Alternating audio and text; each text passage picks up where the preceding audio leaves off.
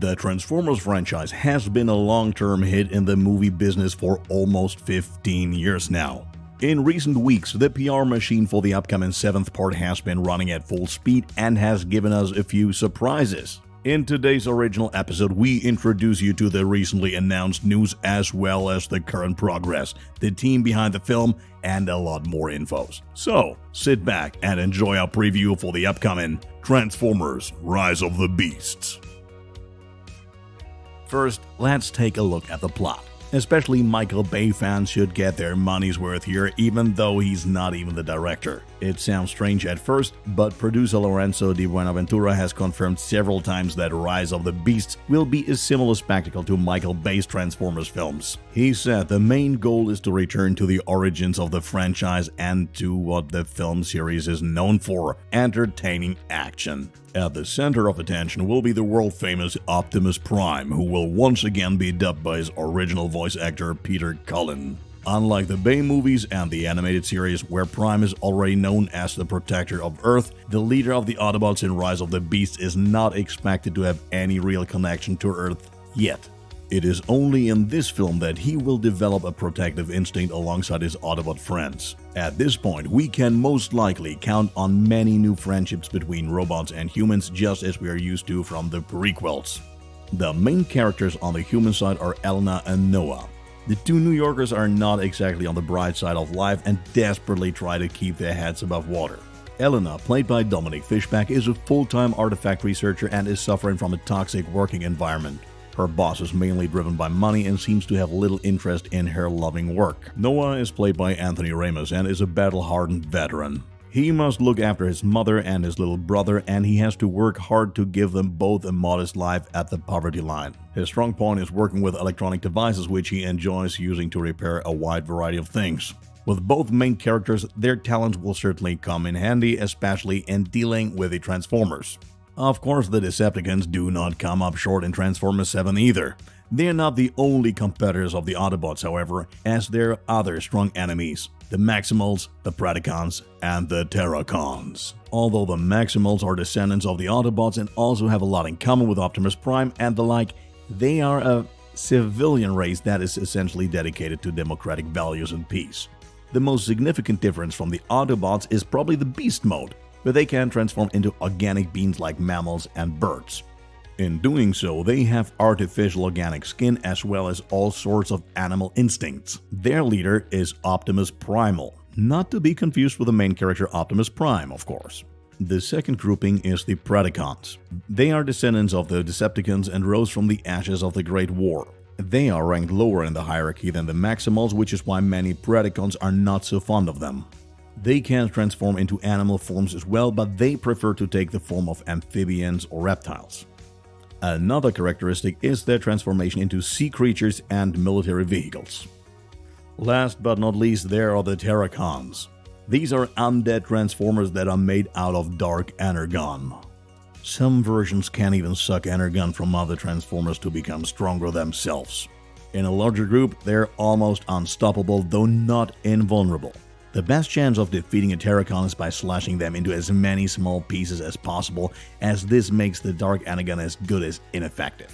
They don't have a real mind and try to destroy everything in their way, so not too easy of an opponent.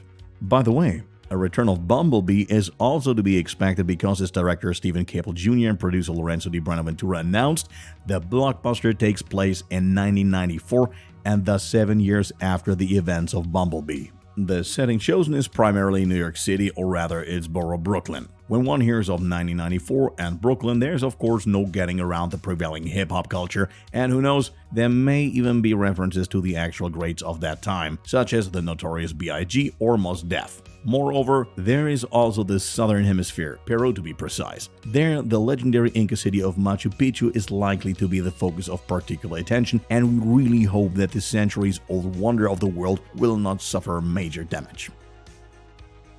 In addition to the human actors, there are also some newcomers among the robots, which we would like to introduce to you now. We'll start with Optimus Primal, whom we already introduced as the leader of the Maximals. He was the leader of a research vessel that went off course while chasing a Predacon ship. In the Predacon ship sat none other than Megatron, by the way.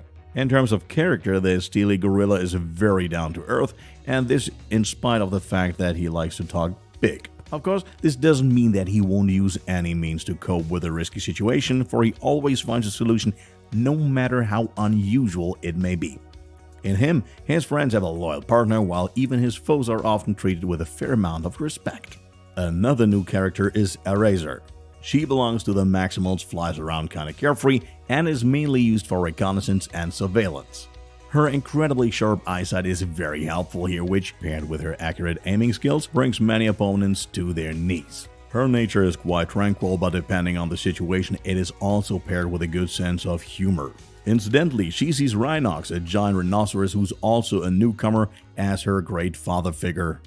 Rhinox is a massive and intelligent companion that you wouldn't want to have as an enemy despite his amiable nature.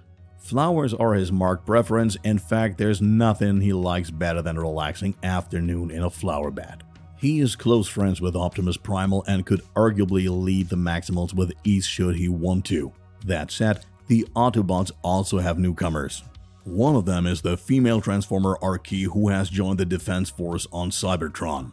She is considered very rational among the Autobots and is a pleasant contemporary.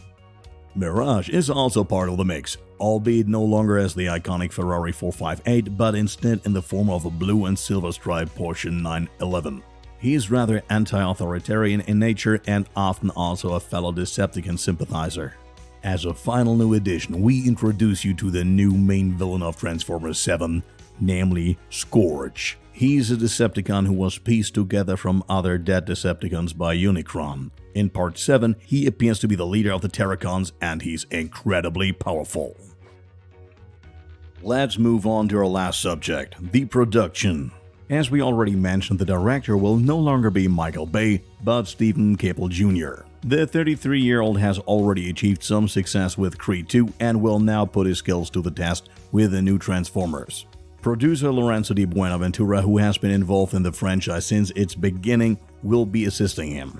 Currently, Transformers: Rise of the Beasts is still in a fairly early production stage, since the first official photo shoots were taken just under a month ago in Los Angeles and are being continued in Machu Picchu.